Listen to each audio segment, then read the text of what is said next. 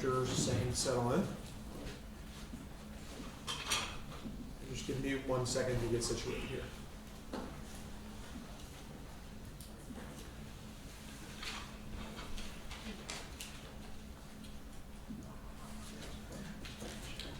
All right, it looks like everyone is present and ready, and we're ready to go. Before we get started, I'm going to just give you guys a sense of what the local rule is going to be with respect to these. I'm far enough away from all of you that, assuming hopefully everyone's comfortable, I'm not going to wear a mask. Our two advocates, meaning Ms. Edwards, Mr. Crosby, you guys are free but not required to remove your masks because you're going to be speaking. But everyone else, please stay masked. That means our witnesses, our jurors, and our audience members. All right. With that in mind, calling the case of United States versus Augie Shepard, are both parties present, ready to proceed? Yes, Your Honor. Yes, Your Honor. All right. Let's have appearances from the government. Good afternoon, Your Honor. My name is Benjamin Crosby, and I'm joined with my co-counsel, Mr. Caleb Knox. Good afternoon, Your Honor. Together, we represent the United States. Would Your Honor like introductions from the defense? Yes, please. Good afternoon, Your Honor. My name is Marra Edwards, and I'm joined by my co-counsel, Ms. Lillian Meyer. Good afternoon, Your Honor. And today we'll be representing the defendant, Mr. Augie Shepard. Is there anything that we have to discuss before we get going? Yes, Your Honor. There's a few preliminary matters from the state. All right. If I could direct your attention to the binder that should be right in front of you. It's right here. I'll be going to page 3 of that document. Under stipulations, Okay. I'll read first from stipulation 9. The parties agree that cellular evidence referred to in Exhibit 4 is accurate and that any witness familiar with Exhibit 4 may testify to the cellular evidence. We intend to make use of that stipulation today, Your Honor. Okay. Secondly, Your Honor, we'd like to invoke Rules 603 and 615, which call for the constructive swearing in and sequestration of all witnesses as far as the sequestration is concerned, barring party representatives. Okay. I don't think we have anyone other than your client here, right, Ms. Edwards? Yes, Your Honor, and he'll be constructively present for the purpose of this trial. Understood. So that means that we're going to sequester all the other witnesses, right? Yes, Your All Honor. right. Granted. What's next? One last thing from the state. Stipulation 8, it says that the parties have statements from Dembski, Mueller, Falkenstein, and Owens, which are marked as Exhibits 3 through 6, respectively. It says that for any of those witnesses who do not testify in today's trial, which will be all 4 of those witnesses today, the parties agree that their statement is admissible without objection. Now, Your Honor, we'd like to go ahead and enter those into evidence. It is our understanding that one of those exhibits, Exhibit 5, that there is a motion on the table from the defense, so we're perfectly fine to kind of set that one aside pending argumentation on that front. Okay. So just to make sure I understand before I take it to the defense, you're moving to pre-admit Exhibits 3, 4, and 6, and to the extent that the motion to eliminate goes your way, we're going to pre-admit 5 as well. Yes, Your Honor. All right. What do you have to say about that? Yes, Your Honor. We have no objection to 3, 4, and 6 being admitted this time, pending argument on Exhibit number 5. All right. So those are going to be pre-admitted, and specifically 3, 4, and 6, and we'll deal with 5 when it comes time. With that, Your Honor, we're ready to go. First, Your Honor, I'd like to ask on your preferences on moving about the wells. This is our first time appearing in your courtroom. Yeah, so you don't need permission to approach each other. If you're going to approach the witness, please ask permission. And my general rule is if we're close enough to high five, too close. But other than that, do whatever you want in your courtroom. Your Honor, at this time we have a motion to exclude Exhibit number 5 on the 702 basis. Would you like us to handle it at this time? Paul, do you have anything else other than that left to discuss before we get to openings? No, Your Honor. All right, then we can do that right now, whenever you're ready. Yes, Your Honor. Our motion is to exclude Exhibit number 5. That's an expert report on organized crime. And our basis for our objection is under Rule 702B and C. Now, 702B states that testimony has to be based on sufficient facts and data. Now, if you can refer to the report, under the data and method section, all it says in terms of facts and data is that he considered exhibits in the case and his years of investigating into the Bruno crime family. Now, Your Honor, he doesn't testify as to anything involving what that investigation entailed. He doesn't say who he investigated, if he used the exhibits in that investigation of the crime family.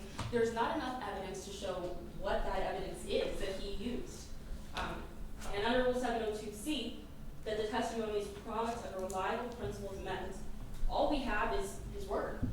These methods are reliable. We don't know if that's the gold standard in this field. We don't know if anyone else uses that standard in this field. We have to know what that method is, and if it's reliable, and his word that they are reliable isn't enough.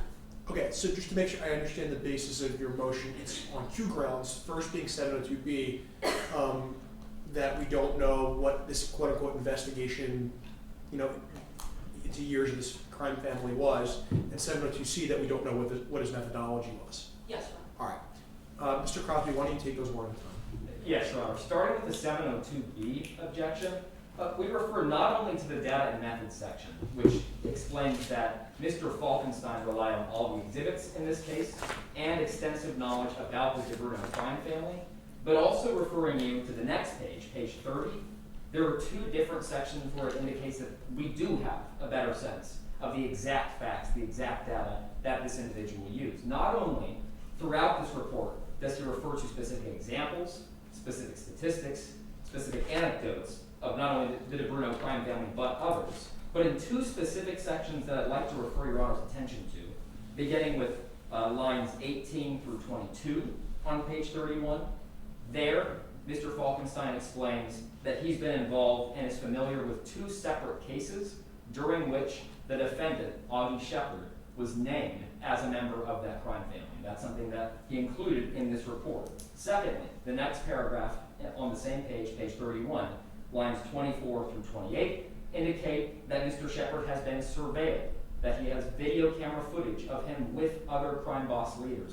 Those are facts and data that have been included in this report. We believe those satisfy the 702B requirement. Okay, so let's pause there. I find that there's sufficient facts and data under Rule 702B for this expert to form conclusions. But I'm a little bit troubled by what Ms. Edwards points out in the report, or I guess better said, what's not in the report, as relates the methods and principles that were applied to those facts and data by this witness. So what is your argument as it relates to 702C? Under 702C, we would refer back to that data and methods section, the very first page, Your Honor. It's not quite so that we have no idea how Mr. Falkenstein applied these things. It's true that he does specifically say they're reliable methods and I applied them, but he goes on in the very same line that Ms. Edwards referred to say that they are the same methods I applied in the cases in which I testified as an expert witness. Let me interrupt you. What did he do? This is an organized crime family report, meaning that he took facts that he knew about crime families in the Pennsylvania area and otherwise, and applied it to the murder that is at issue in this trial today. So your argument is that he says in this report that he has experience investigating organized crime, and he took the facts in this case and applied them to what he knows about other organized crime families. That's exactly right, Your Honor, and that's something that he's done in trial 11 times before. All right. Ms. Edwards, what's your response to that, and then I'll roll? Yes, Your Honor. He doesn't say anything about when he gave this testimony, how long ago it was, what it was involving. We don't know that from the time he gave the testimony to right now, if the methods in his field have changed. We don't know if he was using the gold standard, if what he used in those cases is the same as what should be used today. Because he doesn't say anything about any other people relying on that method, all we know is that the methods that were used by him. That's not enough. Let me just ask you one more question, Mr. Crosby. Part of counsel's argument, at least, is that we don't know whether the methodology employed by this expert is a methodology that's generally accepted by other experts in this field. Is that required under 702? Under 702, it is required that it be reliable. In other words, that others in his field use it. Let me interrupt you. So I'm not asking about reliability, I'm asking about general acceptance. Is it required under Rule 702 that the principle or methodology employed by an expert be generally accepted in that expert's field in order for the conclusion to come in? If we're divorcing the word reliable from it, then no, Your Honor. If that's what we understand reliable to mean, then yes, but no. Those words are not in 702. Okay. I think this is a really close call. I thought it was well argued by both of you. I'm going to deny the motion. I'm going to allow the expert to testify by way of report. So we'll pre-admit Exhibit 5, and the motion is denied. Anything else? Not from the state, Your Honor. All right, we're ready to open when you guys are. Yes, Your Honor. Yes, Your Honor.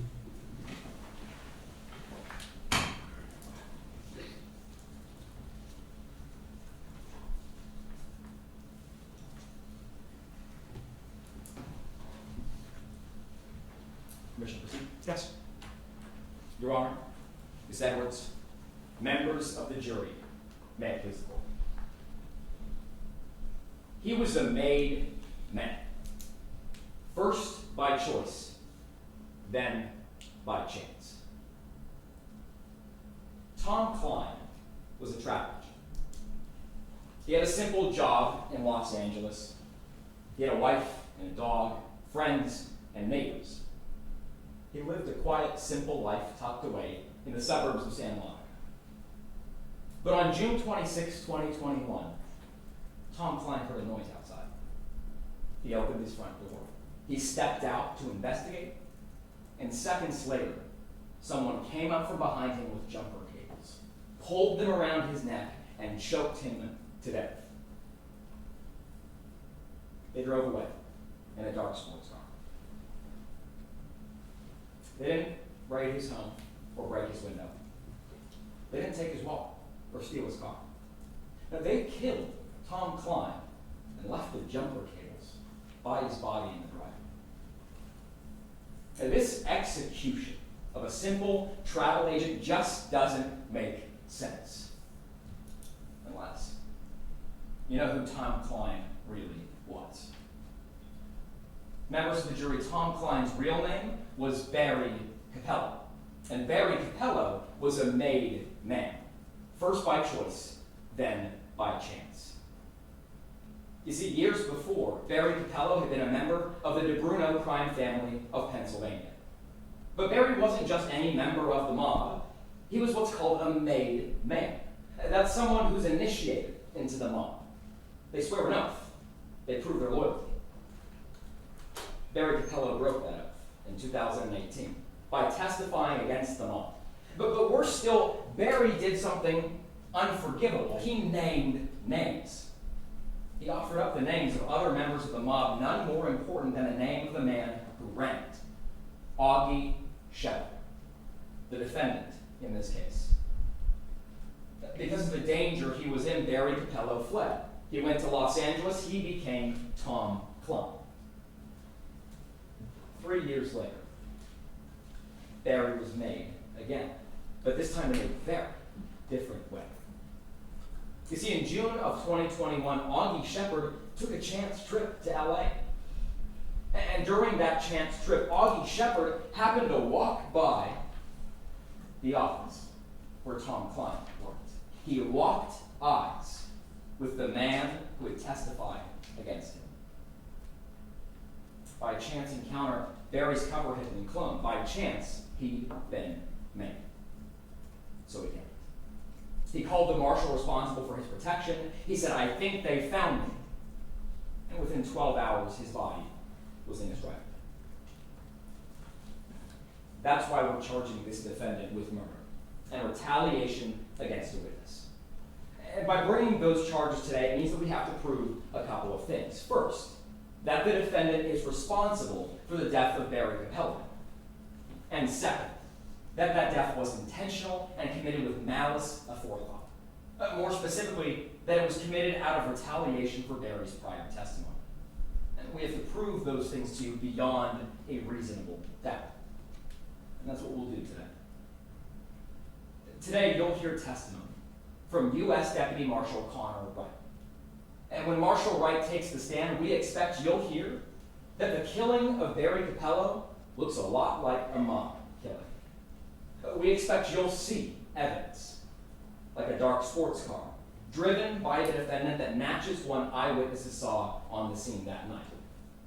Jumper cables, the same color, the same brand as those found by the victim's body that were missing from that rental car.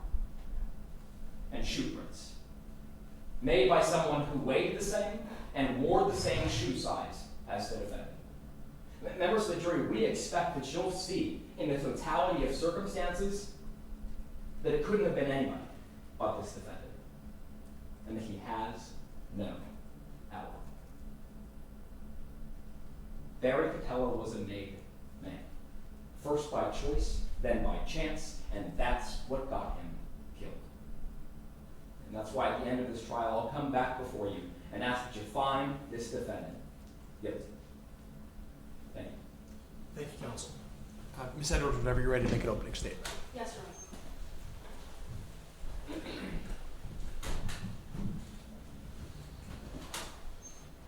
While he slept, someone else stole. On June 25th, 2021, Tom Kline was on edge.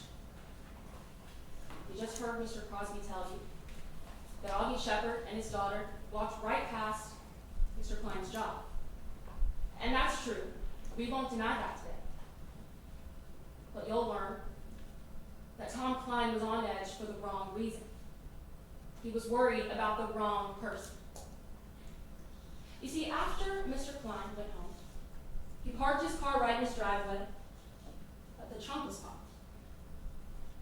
You'll hear that night, someone saw him, started rummaging around, looking for anything of value, and then they froze. Because a dog started barking. Mr. Kline's front porch light came on, the doorknob started jacking. And that person, that one, well, they had to grab something that most of us probably have in our trunks, a pair of jumper cables. You'll hear that Mr. Kline walked out of his home, and that person strangled. Meanwhile, across the city, miles away, Augie Shepard was in his hotel room, sleeping. You're probably wondering, what was Augie Shepard doing in LA? Well, members of the jury, he was doing something that most people with seniors in high school do every year. He was going on a college tour. You'll hear that Augie Shepard took his son all the way to California. They drove up the Pacific Coast Highway, going from Berkeley, UC Santa Barbara, UCLA. And on June 25th, after a long trip, he did something that most parents do. Most people do. He slept. Members of the jury, you're going to hear today about Mr. Kline's neighborhood. That his neighborhood was subject to burglaries all over 2021. And that June 25th was no different. But what you won't hear is that Augie Shepard was the person that killed him. Because while he slept, someone else stole. But that's a fact that the government is going to ignore today. Because when they came to trial, they brought with them a burden. A burden to prove things to you beyond a reasonable doubt. So what do they have to prove? They have to prove that Tom Kline was killed by Augie Shepard. That Augie Shepard did it intentionally, and he did it as an act of retaliation for some testimony that Mr. Capello gave back in 2018. But members of the jury, they won't be able to meet that burden today. Now, as a defense, we don't have a burden. We don't have to present any evidence or call any witnesses, but we will. Today we're going to call Mr. Shepard's son, Lauren Shepard. And Mr. Shepard is going to tell you all about the trip that he took with his father. That on June 25th, midnight, all he saw from his father was that he was asleep. On June 26th, the early morning hours, Tom Kline lost his life. And his death was certainly a tragedy. But members of the jury, as you listen to the facts of today's case, I'm going to ask that you separate feeling from fact and suspicion from proof. And when you'll do that, you'll see that in the government, when they so swiftly pointed the finger at Mr. Shepard, they didn't get enough evidence to do that. That's why at the end of today's trial, I'll stand right back here in front of you, and I'll remind you that while Augie Shepard slept, someone else stole. And I'll ask that you find Augie Shepard not guilty. Thank you. Thank you, counsel. Government, call your first witness. Yes, Your Honor. The government calls Deputy Marshal Connor Wright to the stand.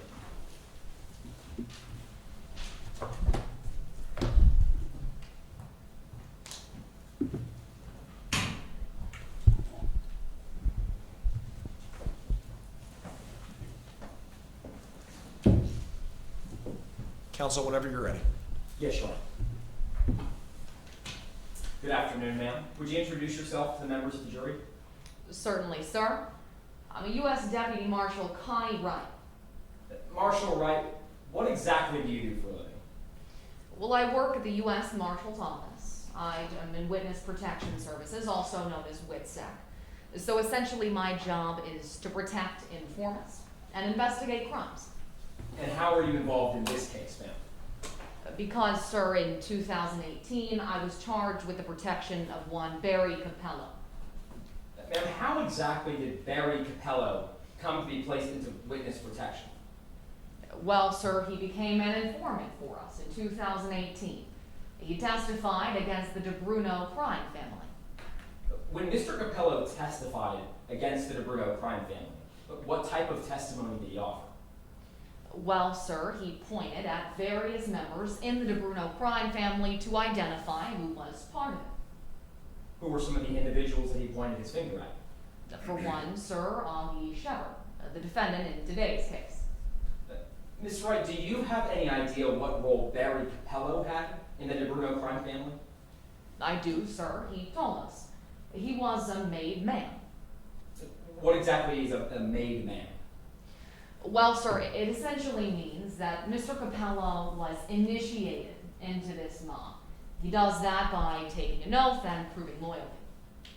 So after Mr. Capello gave you this testimony, where did he go? Sir, he relocated to Los Angeles under a new identity, Tom Kline.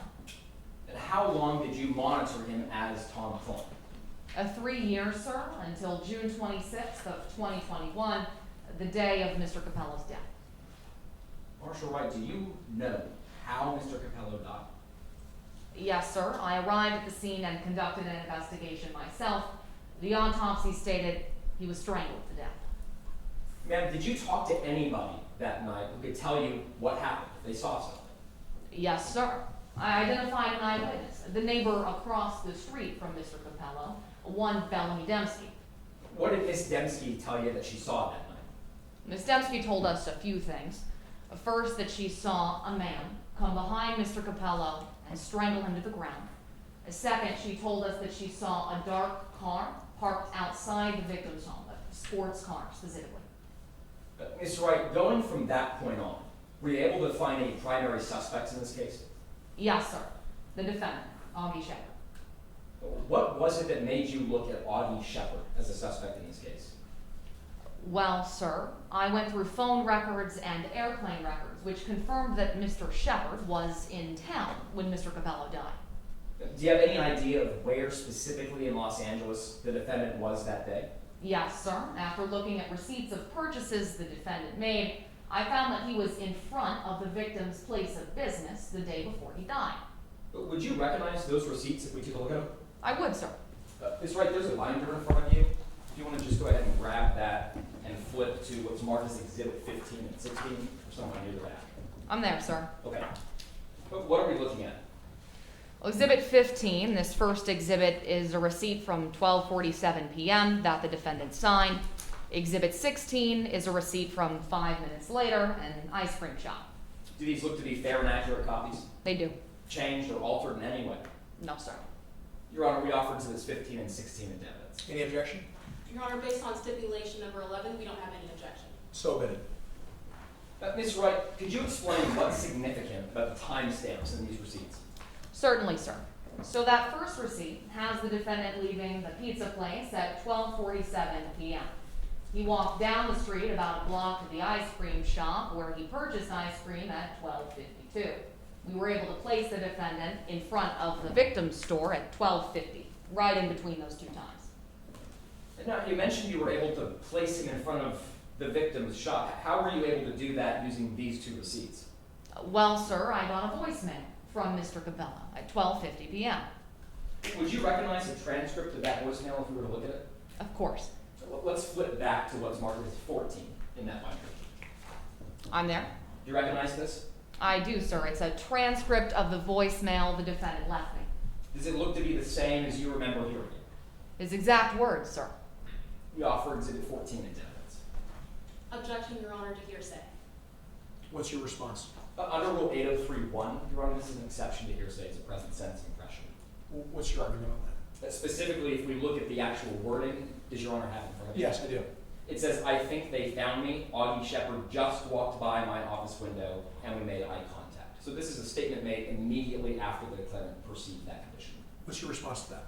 Yes, Your Honor. In that statement that Mr. Crosby just mentioned, it doesn't say exactly what time this eye contact was made. Present tense impression requires that the statement has to be while or immediately after. We don't know what time they made eye contact. We can't know if it was made immediately after. It doesn't meet the threshold of 8031. Mr. Crosby, I have two questions for you. I'll take them one at a time. The first, how does the word just satisfy the 8031 exception as it relates to the statement being made contemporaneously or immediately thereafter, excuse me? We would say it directly satisfies it. In other words, the presence of that word just is extremely important to saying that it was an immediate perception. Okay, so I'll give you part of my ruling and then we'll deal with the last part. So the last sentence, Augie Shepard just walked by my office window and we made eye contact. I find that at least meets the baseline threshold for 8031. You're free to cross-examine on that point, Ms. Edwards. And I find that the first sentence, call me when you get this, is an amend, so it doesn't meet the requirement of being a statement under 801C. But the second sentence in this transcript says, I think they found me. And what I'm troubled by is that I don't know that we have foundation that that statement would relate to, would meet this exception for 8031 because it's not something that's being perceived contemporaneous, that the idea that I think they found me. It's not something that I'm not sure whether this person's perceiving in real time. What's your argument on that statement? Under that specific statement, we'd actually argue that we're not using it for its truth value. And if I may be heard on those grounds? Please. That statement, I think they found me, indicates that it was a belief of the victim that he had been tracked down and found in Los Angeles by them, the crime family. It's a central contention of our case that this was a chance encounter. He wasn't tracked by anybody. He wasn't being looked for by anybody. So we're not concerned with the truth value of that. If you're not offering, I think they found me for the truth, then why are you offering it? Simply to show his state of mind and then the effect on the listener. Response? Your Honor, that's not necessary. Mr. Crosby just testified that that statement isn't central to his case. That makes that statement irrelevant.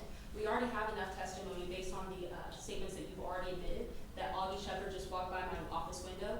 That's all that Mr. Crosby needs. That statement that I think they found me, that has no relevance to his case, as he just said. I think your point on this, and then I'll rule, was that it relates to the victim's state of mind that he thinks they found him. Why is that relevant? Or rather, Your Honor, the effect on the listener. The listener of this voicemail would have been the witness. We're using this to say that it was because of this voicemail that she looked into Augie Shepard. So it's not that the victim himself thought that he was being tracked. We don't care about that specific truth value. That's what we're trying to say. Okay, so I'm going to sustain the objection in part and overrule the objection in part. I find that the first and third sentence are admissible, and I'm going to sustain the objection as it relates to sentence 2. So I think they found me is going to be constructively redacted from Exhibit 14. The witness is not to testify about it to the extent that there's any testimony on the record, which I don't think there is. We'll strike it, but I don't think there is. And you can proceed. Yes, Your Honor. Ms. Wright, I'm back with you. Would you mind reading out the third sentence of this voicemail? Wouldn't mind at all, sir. The victim said, Augie Shepard just walked by my office window and we made eye contact.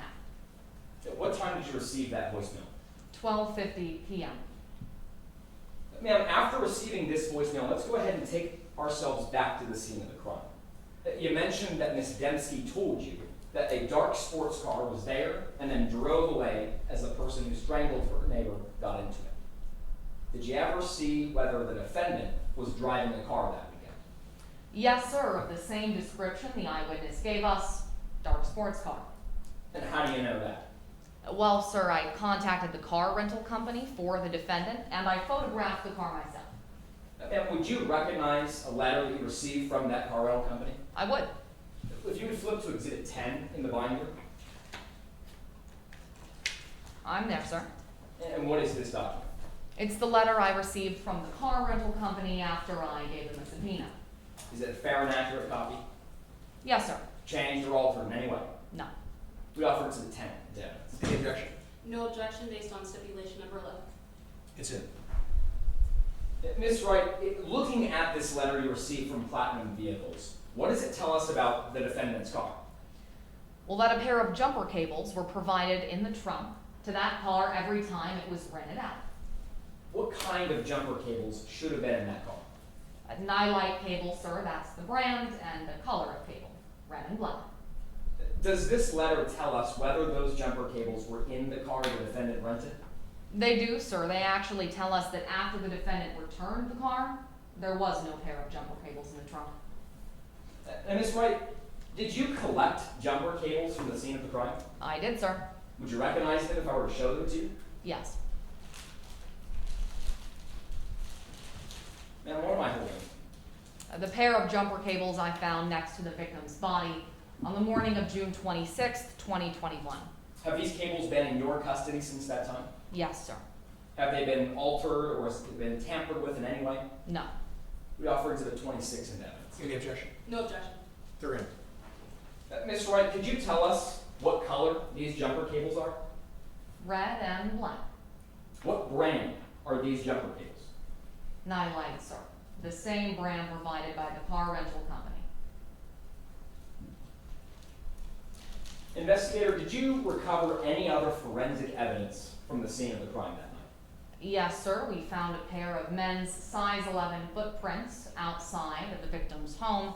After sending them to forensics, we determined they were left by a man weighing 170 to 190 pounds. Ma'am, how much did Barry Capello weigh? Dead in the middle of that range, sir, 182 pounds. Ma'am, how much did the defendant weigh? 182 pounds, sir. I'm sorry, Mr. Capello weighed 230 pounds. And ma'am, what size shoes were worn by the defendant, Augie Shepherd? Size 11. Thank you, ma'am. Nothing further. Cross? Yes, Your Honor. May I proceed? Yes. Ms. Wright, you would agree that it's your job to make people disappear. Only informants and witnesses, ma'am. Right. You work for the Witness Protection Program, That's true. and what some of your job entails is giving people new jobs, right? Entirely new identities, ma'am. New jobs is usually part of that. Right. So that's a yes. You give people new jobs. Of course. You give them new names. Yes. And like you mentioned, you give them entirely new identities. Yes. It's your job to make sure these people are impossible to find. Yes, ma'am, though sometimes, unfortunately, they're still found. But you're pretty good at your job, aren't you? I do like to think so. You've helped over 100 people with witness protection. That's true, ma'am, though 20 exactly I've placed into witness protection. And one of those people was Barry Capello, right? Yes, ma'am. And you kept into contact with Mr. Capello when you put him in witness protection, right?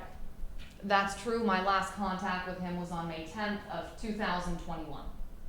So up until June 25th, 2021, no one ever threatened Mr. Capello. Not to my knowledge, ma'am. Mr. Capello never reported that to me. No one ever followed Mr. Capello. Not to my knowledge. Up until June 25th, no one recognized Mr. Capello as Mr. Tom Kline as Barry Capello, right? Not over the course of my investigation, ma'am. I want to talk to you a little bit about Mr. Capello's new neighborhood. All right, you would agree that it wasn't the safest neighborhood in LA, was it? I don't know what you mean, ma'am.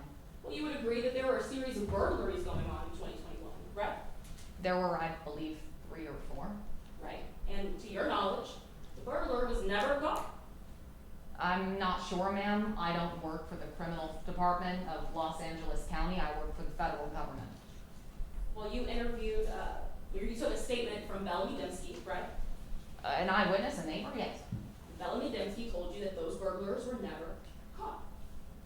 The civilian, ma'am, reported that, though I didn't have any records of that from Los Angeles County. Now, I want to talk to you a little bit more about what you learned from Ms. Dembski. Now, Ms. Dembski told you that she saw the entire altercation outside of Mr. Kline's house, right? Yes, ma'am, starting at 2:30 a.m. on the morning of June 26th. And she told you that her dog started barking. One of the dogs, ma'am, yes. She told you that when she was looking outside, she saw that the trunk was popped to Mr. Kline's car. To the victim's car, yes. The dark car she saw outside, the trunk wasn't open there. Well, she saw that Mr. Kline's Chevy Impala, and he had a Chevy Impala, right? That's right. She saw that that was popped, right? Yes, ma'am, and the trunk light was on. And then she saw Mr. Kline's front porch light come on, right? That's true. She was never actually able to tell you who she saw, was she? At what point, ma'am? Well, you interviewed her, right? Is Yes. that her statement? Yes, I did. She never said, I saw Augie Shepard, did she? Yes, she did. All right, well, let's talk about that. You showed her a picture, right? Yes, ma'am, and she identified your client. And we'll get to that in just a moment. In that picture, like you said, Mr. Shepard was in it, right? That's right. And Barry Capello, right? Yes, ma'am, the victim was in the photograph. The first time you showed Miss Dembski this photo, she said she didn't recognize anyone, right? To be clear, ma'am, I did not show Miss Dembski this photograph.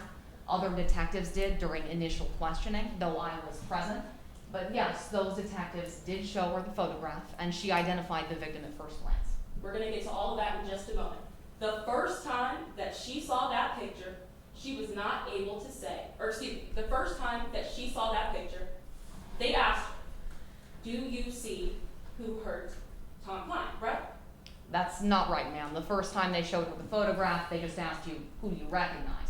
After that question, they asked her, do you recognize an attacker? And she identified your client. All right, well, when they said, who do you recognize, she didn't say Augie Shepard, did she? On the first question, no, ma'am, just the victim. But then, like you said, they pointed out Augie Shepard, right? They asked her if she could see an attacker in the photograph. And that's when she said Augie Shepard. Yes. Now, I want to talk to you about these nylite cables that you brought up. These are the cables, right? Yes, ma'am. You realize that nylite is a pretty big manufacturer? Of jumper cables, yes. If we went on Amazon right now, we could find them. I don't know if we could find them at Amazon. They are sold at Walmart. All right, well, if we went to Walmart, we could find them. Sure. You don't see, you took forensic evidence off of these nylite cables, right? Not me personally, the FBI analytics team. Right. Well, these nylite cables have about as many of my fingerprints on them as the defendant's, right? That's correct, ma'am. The only DNA on the jumper cables belong to the victim. Right. You didn't find any fingerprints on those nylite cables. No, ma'am. I want to talk to you a little bit more about the nylite cables. You mentioned on direct that you received a letter from the Cardinal Company. That's true. And if you could turn to that letter, it's Exhibit 10 in your binder. Sure. I'm there. All right. Now, on direct, you testified that after Mr. Shepard returned those nylite cables, or returned the car, there were no nylite cables, right? That's true, ma'am. I got this letter July 7th, 2021. And in this letter, the car rental company tells you that they can't tell you when or during what rental they went missing, right? That's true, ma'am, just that they were definitely gone after the defendant returned the car. So, bringing you back to my question, the rental car company couldn't tell us when or during what rental the cables were missing. That's correct. That they began renting the vehicle in 2021, right? In January specifically, yes. And then they rented that vehicle to 18 individuals. That's true, including Mr. Shepard. Now I'm going to talk to you about where Mr. Shepard was on the night of 2021, June 25th, 2021. Sure. Now, you were able to review some of his cell phone records, right? Yes, ma'am. And in those records, well, they placed Mr. Shepard at the UCLA guest house, right? The GPS data did, ma'am, that's correct. They placed him at the guest house from 10:15 p.m. to 5 a.m. the next day, right? That's not quite right. The phone records don't indicate where Mr. Shepard was, just where the phone was. So we knew that his phone was at the guest house. Right. His phone was at the guest house from 10:15 p.m. to 3 a.m. the next day, right? That is what the records indicated, yes, ma'am. And the UCLA guest house, it doesn't have any cameras. No, ma'am. Thank you. Nothing further. Redirect? Briefly, Your Honor. Okay. Ms. Wright, over the course of the 3 years that you watched over Barry Capello, did he ever report concerns about burglaries? No, sir. In your investigation of the scene of the crime, did you see any evidence that a burglary had taken place? I found no evidence to indicate that a burglary had taken place outside the victim's home. Thank you, no. Nothing further. Any recross? No recross, Your Honor. Okay. Marshall, you're dismissed. What's next? With that, the prosecution rests our case in chief. Okay, so let's pause for a second. Do any of our jurors need a break? Otherwise, we're gonna power through. Anyone? Going once, going twice? All right. Defense, you gonna put on a case? Yes, Your Honor. At this time, the defense calls Mr. Lauren Shepard to the stand.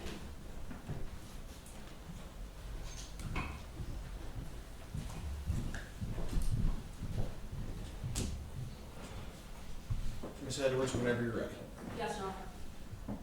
Good afternoon. Could you please introduce yourself to the jury? Hi, good afternoon. I'm Lauren Shepard. Mr. Shepard, do you know what you're doing here today? Yeah, I do. My dad's on trial. Saying he killed someone. Before we get into that, could you tell us if you're in school? Yeah, I actually just graduated from high school. I'm about to be a freshman at UCLA in the fall. I'm really excited.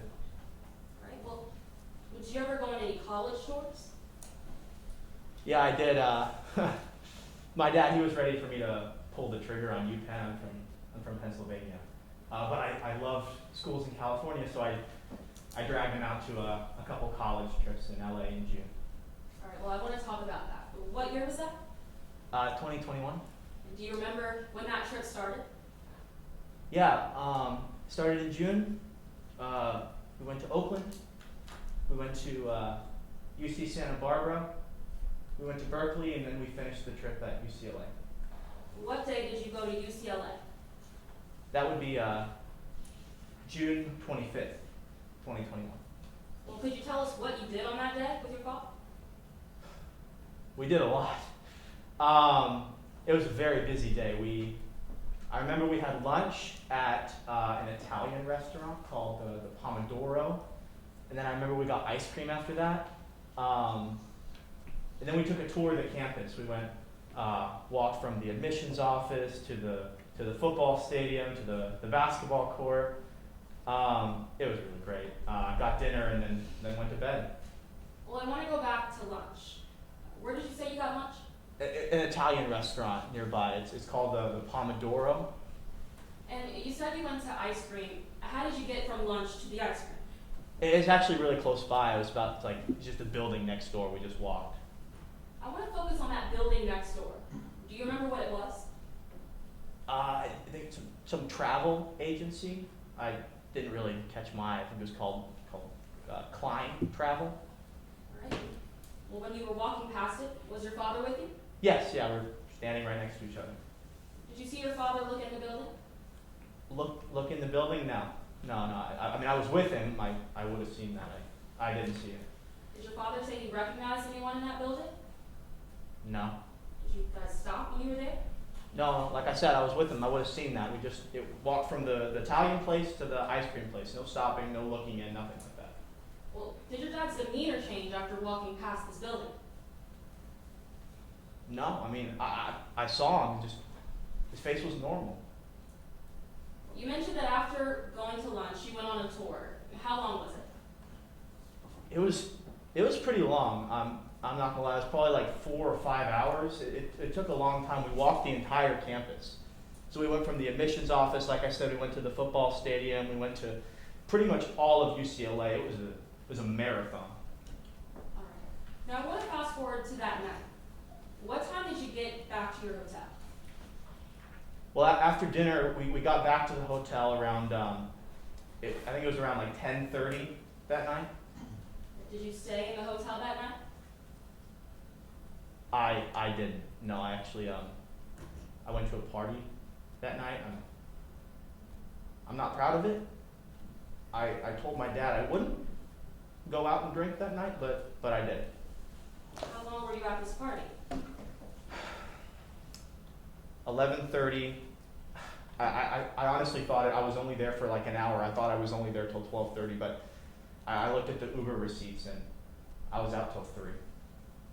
All right. And when you were out, did you ever get any texts from your father? Any texts? No. Did he call you? No. I saw him asleep when I left. Well, I want to talk about what happened when you got back. Did you ever notice any cuts on your father? No. When I left for the party, he was in bed asleep. When I got back, he was in bed asleep, in the same spot. I didn't see any cuts. or Objection, anything. Your Honor, is to speculation. May I be heard? Sure. I'm objecting to the use of the word asleep. It's not within this witness's rationally based perception to be able to say whether or not his father was actually asleep. Okay, response. Yes, Your Honor. Mr. Shepard just testified that he was asleep. That's it. That's certainly rationally based that's certainly rationally based within his perception. That he saw his father and saw that he was asleep. As to whether or not he actually was asleep, that's an issue of weight and not admissibility, something that Mr. Crosby can handle on cross. I agree. You're free to pursue that argument on cross-examination or in closing arguments. Over. Yes, Your Honor. Mr. Shepard, did you notice any bruising on your father when you got back? No bruising, no cuts. He was just in bed in the same spot. All right, so to be clear, when you left to go to this party, what was your father doing? He was asleep. When you got back from this party, what was your father doing? He was asleep. He was in the same spot on the bed. He was asleep. Thank you. Nothing further. Cross. Yes, Your Honor.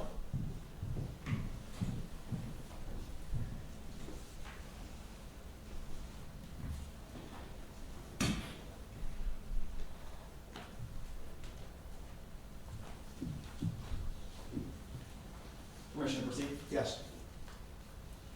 Good afternoon, Mr. Shepard. My name is Benjamin Crosby, and I have a few questions for you on behalf of the state. Okay. Mr. Shepard, I want to start by making one thing very clear for the members of the jury. You were not with your father between 11:30 p.m. and 3 a.m. on the morning of June 26, 2021. No, I'm not proud to say it, but I did go to that party when I said I wouldn't. So, sir, during that window of time, you do not know where your father was. All I can tell you is he was asleep in the hotel room when I left. He was asleep in the same spot when I got back. But, sir, redirecting you back to my question, you do not know where he was. No. You do not know what your father was doing in that window of time. If I had to guess, sir, I'd say sleeping, but no, I don't know. And Mr. Shepard, that's not what you originally told investigators in this case. Originally, you said that you were with your father during that period of time, didn't you? I didn't mention the party at first, no. Well, sir, you told investigators that for the entire time you were in Los Angeles, your father never left your sight. That's what you said, right? That's what I said. I didn't want to disappoint him. I told my dad I will not go out. I promised I won't go out, and I did. I didn't want to say anything about it. I didn't want him to be disappointed in me. I'm sorry. And Mr. Shepard, I'm not asking why you lied. I'm just asking whether you did. That was a lie. Yes, it was. You then told investigators that you went out to a party, but that you'd gotten back by 12:30, right? I thought I had. I didn't think I was out for as long as I was. It was a really fun time. But it's not true to say that you were back by 12:30. That would be a lie, right? They showed me the Uber receipts, and I realized I got back later than I thought. So, sir, it was only after the police showed you they had your Uber receipts that you remembered you weren't back until 3 a.m. I got back at 3, yeah. And it wasn't until you were shown that evidence that you remembered that. Right, I didn't realize. Okay. I'd like to talk to you a little bit about your family. Get a picture of what it's like being a shepherd. Okay. Sir, you live a pretty comfortable life as your father's son, right? Yeah, he makes a lot of money. You live in a 6,000 square foot gated home. That's right. Your parents both own luxury vehicles, right?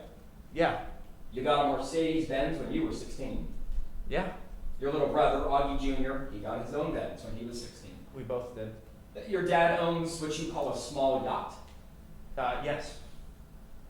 Your father works in waste management. Is that right? Yeah, I don't really know much about what my dad does. He tells me he owns one of the biggest waste management companies in all of Philadelphia. So, sir, you can't tell us what your father's job title is. All I can say is what he tells me, and he tells me that he owns one of the biggest waste management companies in all of Philadelphia. So, sir, redirecting it back to my question, you don't know what his title is. No. You can't tell us what your father actually does at his work. all I can say is what he tells me. He's a very private man. I haven't been to his work. Okay. Let's talk about something that you do know about. Okay. And that's the trip that you took in June of 2021. You remember talking to Miss Edwards about that, right? Yeah. Okay. Let's talk about where you were when. Okay. Miss Edwards asked you about where your eyes moved as you walked from lunch to ice cream. I'm more interested in the timeline, all right? Okay. When you left the ice cream, or rather the lunch place, Yeah. it was around 12:47 p.m. Do I have that right? I'm not going to remember to the minute, but that sounds about right. Okay. You walked past Kline Travel around 12:50 p.m. on June 25th, right? Yeah, it had to be sometime around then. Yes, sir. You were asked questions about this case in October of 2021, right? Yeah. That was 3 months after you took that UCLA trip. Yes. 3 months later, you were able to remember the name of a travel agency in the middle as Kline Rental, or Kline Travel, right? Well, yeah, there's a map. It says Kline Travel on it. I saw the map. So 3 months later, despite never having looked at it, you were able to remember the name Kline Travel. Well, I mean, if they didn't show me the map, I probably wouldn't have remembered it. It says Kline Travel on the map. Okay. Sir, let's talk about what happened after you got back to your hotel that night. It was around 2.5 to 3 hours that you were at your hotel before dinner, right? Yes. During those 2.5 to 3 hours, you were on your computer.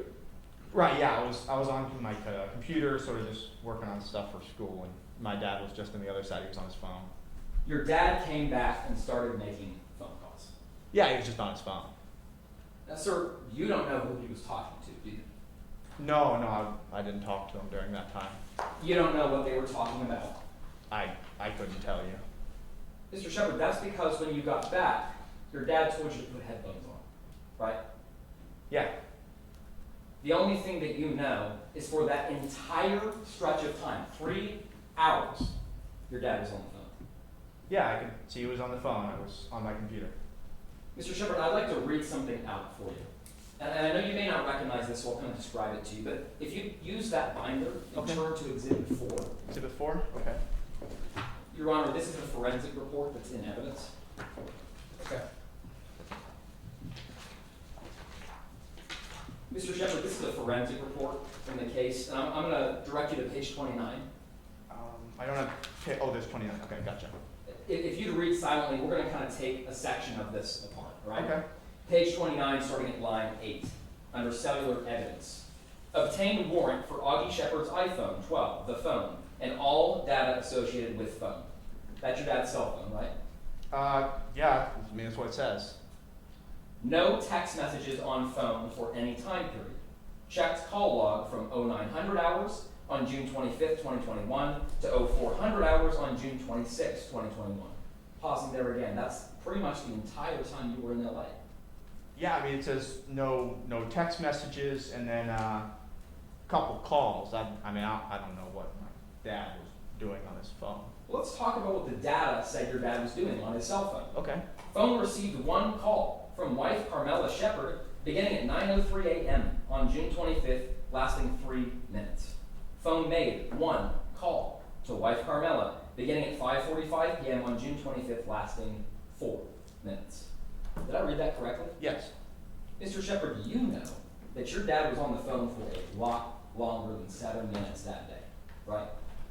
Well, he was on his phone. I really couldn't tell you if he was texting anyone or calling anyone. I know he was on his phone. Maybe if he was on the internet, I couldn't tell you. For a lot longer than 7 minutes, right? Right. Yeah. I can't tell you what he was doing on his phone. You told us just a few seconds ago, I believe, that he was calling someone, right? I said he was on his phone.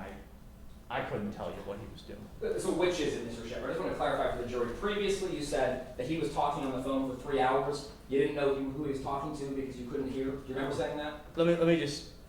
I didn't actually see him talking on the phone. I saw him on the phone. I think that's what I said. I can't tell you what he was doing on his phone, sir. Thank you for the clarification. Nothing further. Redirect. Yes, Your Honor.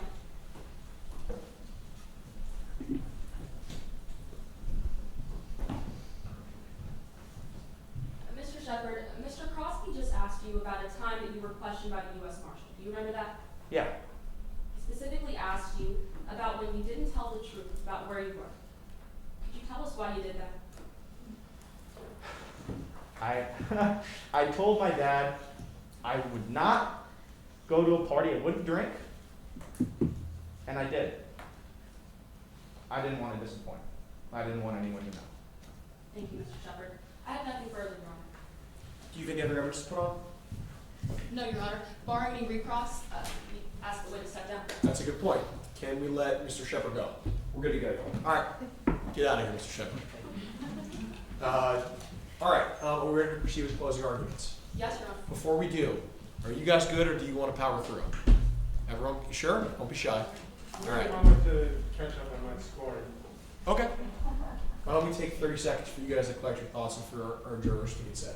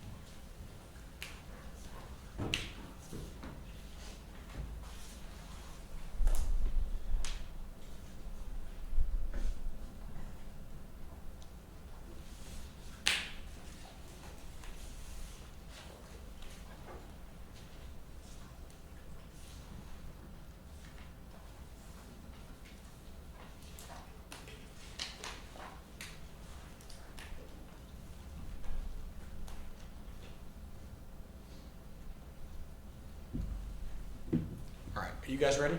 Are you guys ready? Yes, Your Honor. Yes, Your Honor. All right, Mr. Crosby, whenever you're ready.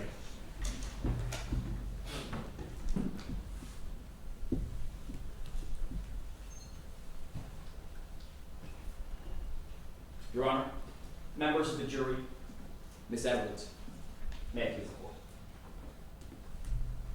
Augie Shepard, for over 1,095 days, after uttering those words in a court of law, Barry Capello lived as Tom Kline in Los Angeles.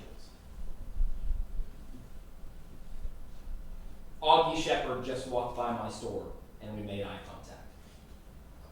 Within 12 hours of uttering those words in a panicked voicemail, Barry Capello was dead in his rifle. Members of the jury, in both cases, Barry Capello was speaking as a made man. In the first, it was by choice. In the second, it was by chance. Now, in the beginning of this trial, we told you that we were charging this defendant with 2 crimes: murder and retaliation against a witness. But we also told you that meant something. It meant that we had to prove 2 specific things. First, that the one responsible for Barry Capello's death is the defendant, Augie Shepard. And second, that the reason for that death, the reason for that murder, is retaliation against the testimony Barry Capello gave 3 years prior. We said we had to prove those things to you beyond a reasonable doubt. I want to pause there, because those words are important. Only one side in today's trial has a burden. It's the table that Mr. Knox is sitting at right now. It's our table, the prosecution's. We and we alone have the burden to prove beyond a reasonable doubt. Perhaps the most important word there is reason. Members of the jury, a standard that high is not designed to make it impossible to find justice.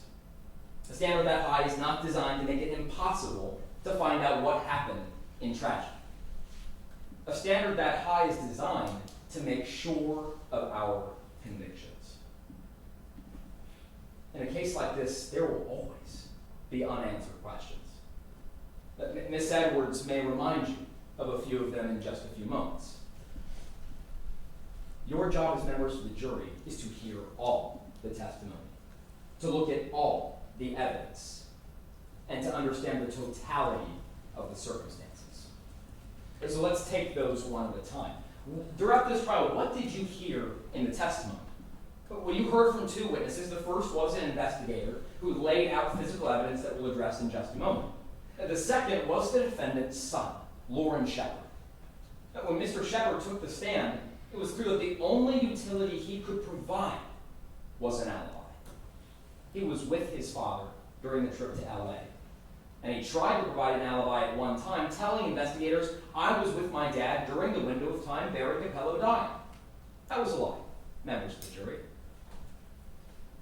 He wasn't with his father during that time. No one was. He doesn't know what his father did. He doesn't know where his father went. That's what you heard. So what did you see in the evidence? Well, you saw piece after piece of evidence linking this defendant to this crime. You saw receipts. Receipts of places that the defendant traveled to on June 25th.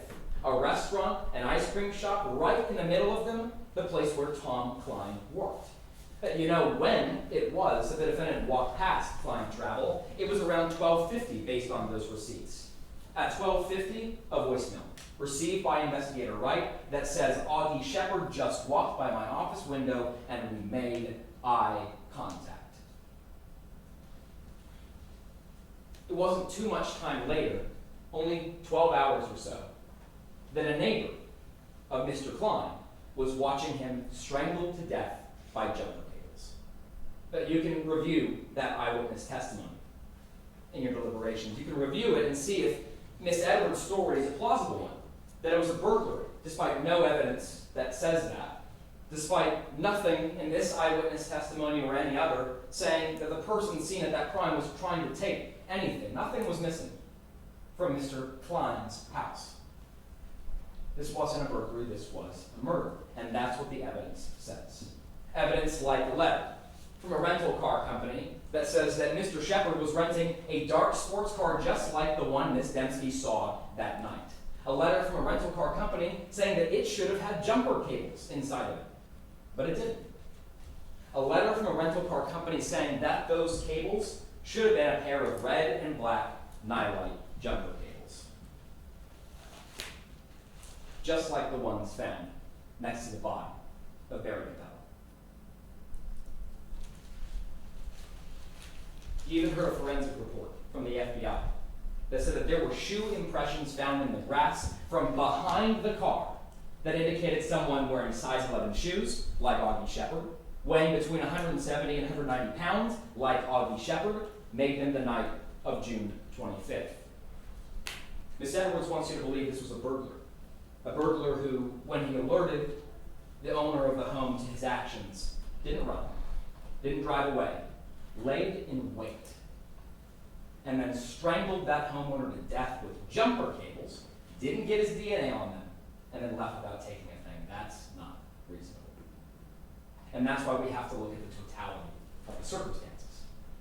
Because when you look at the totality of the circumstances, it's not any one thing that is collected against this defendant.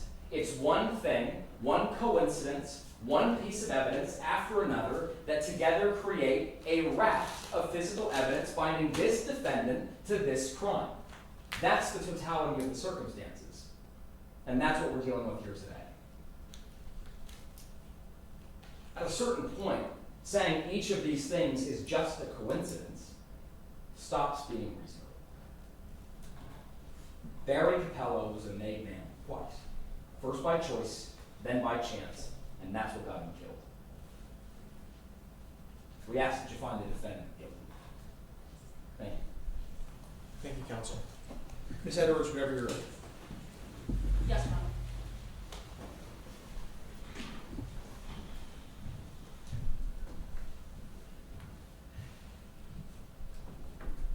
While Augie Shepard was sleeping, someone else stole. Members of the jury, I want to make something abundantly clear. On June 25th, 2021, Augie Shepard was exhausted. He was just trying to put one foot in front of another. He wasn't looking into some travel agency. He wasn't trying to settle some score. He was on a trip with his son. That's what the evidence shows. And on June 25th, 2021, we agreed that he walked past Kline Travel Agency. We even agreed that Mr. Kline saw. But where the government gets it wrong is that Tom Kline was worried about the wrong person. You heard testimony from an eyewitness, Ms. Bellamy Dempsey. She watched it all happen. So I want to paint you a different story from what the government is making. You heard testimony from U.S. Marshal that there were a string of burglaries going on in Mr. Kline's neighborhood back in 2021. The burglar was never caught. You heard that on June 25th, 2021, Mr. Kline's car was parked outside, Chevy Impala, nice car. But even better for this burglar, the trunk was popped open. Now, whether or not anything was actually stolen, he was looking for something to steal. But he was stopped. Because the dog started barking, the light came on, the door started rattling, and Mr. Kline comes out. Suddenly, something that's supposed to be quick and easy, grab and go, it turns into a murder. All of this is happening. Augie Shepard is asleep. Despite that fact, the government has brought a charge of murder against Mr. Shepard. Murder and retaliation against a witness. They have to prove that Augie Shepard murdered Tom Kline, that he did it intentionally, and that he did it in retaliation for something that happened back in 2018. They have to prove this to you beyond a reasonable doubt. It's the highest burden in our legal system. It means that there can't be any other reasonable explanation for what happened to Tom Kline. But we know that there is. So, let's go through the government story and see if it makes any sense. And Mr. Crosby just told you that on June 25th, Mr. Shepard and his son walked past Tom Kline Travel Agency, and we agreed. But think about what you heard from Mr. Shepard, his son, Lauren Shepard. You heard that when he walked past Kline Travel Agency, his demeanor didn't change a bit. He didn't stop. He didn't look in. He didn't stare. He didn't go in. Nothing. The government wants you to believe that a man that's motivated by so much rage, hate, anger, would see someone like Barry Capello and not stop, not look in, nothing. It doesn't make sense. But members of the jury, there's something else that doesn't make sense from the prosecution's case. How did Augie Shepard find Tom Kline's home? Because you didn't hear testimony that Augie Shepard waited for Mr. Kline to leave and followed him, nothing. What you did hear testimony was from the marshal. Marshal Wright told you that it's her job to make people impossible to find. Members of the jury, you didn't hear any testimony that there were any public records about Mr. Shepard or Mr. Kline, about his business. None. How was he able to do it? I mean, we agree. Barry Capello was a made man. The government made his identity. They also made it impossible to find. But they're trying to get you to believe that Mr. Shepard, in 12 hours, undid all of the work from the Witness Protection Agency. And let me remind you that in this 12 hours, he wasn't sitting on a computer screen. He wasn't on his phone the entire time. He was on a tour with his son that lasted hours, walking around a campus. He went to dinner. In that time, how did he manage to find Thomas Kline? The government has placed 2 dots on a map. Mr. Kline's home and the UCLA guest house that they haven't drawn a line to connect. In fact, they haven't even told you how far the guest house was from Mr. Kline's home. If he had enough time to get there, we don't know. Because they haven't proven it to you today, members of the jury. Mr. Crosby talked a lot about these non-alike tables. But what do we really know about them? We know that they're generic. We know that we can get them from Walmart. What we don't know is that Mr. Shepard touched them, because there's no fingerprint evidence on these. What we don't know is that we don't know is if Mr. Shepard actually took them. Because you saw a letter you heard about a letter from a car rental agency. And it's true. After Mr. Shepard had the car, the cables were missing. But it's also true that we don't know when they went missing, what rental they went missing with, nothing. That's not beyond a reasonable doubt. Mr. Shepard told you that when he left on June 25th, 2021, his father was asleep. When he got back, his father was still sleeping. There are no cameras that show that Mr. Shepard left. In fact, his cell phone data places him at the UCLA guest house from 10:15 that night to 5 a.m. the next morning. While he slept, someone else stole. Find him not guilty. Thank you. Thank you, counsel. Mr. Crosby, I think you have about 15 seconds. Do you want to use it? I would love to use it. Have at it. Specifically? You have 23 seconds. 23 seconds, 15.